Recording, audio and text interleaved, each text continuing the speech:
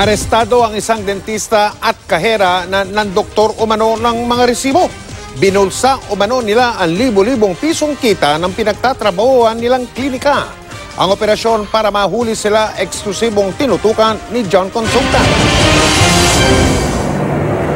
Matapos makapasok ang mga undercover agent ng National Bureau of Investigation Special Task Force sa klinik na ito sa Lucena City at maisara na ang transaksyon, naaresto ng mga operatiba ang target ng kanilang operasyon.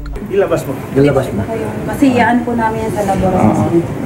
Sir, magpapalitan po na ako ng antisa. Ma'am, minarkahan po ito ng initials bago po binayad sa inyo. Patunay na ito yung binayad. Mark money? Yes po. Okay po.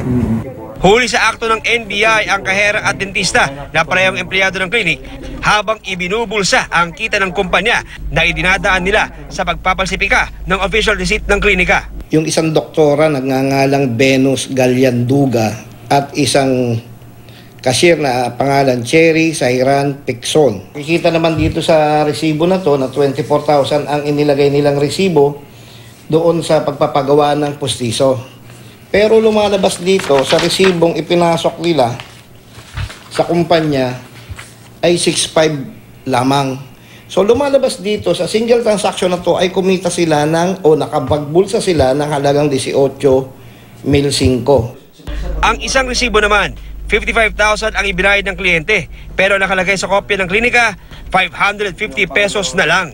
Tumanggi sila magsalita sa harap ng kamera, pero ayon sa kanila, nagawa nila ang krimen dahil sa matinding pangangailangan. Meron pa raw ibang nakikinabang sa kanilang modus. Ang tansya namin ay hindi ito bababa ng 3 buwan. Nagre-request pa yung kumpanya sa atin kung po pwede, backtrack pa natin dahil malaki ang nawawala sa kumpanya dahil sa sistema at modus operandi pinagagagawa nitong kahera at dentista na to. Sinampahan ng reklamong qualified theft at falsification of documents ang dalawang naaresto.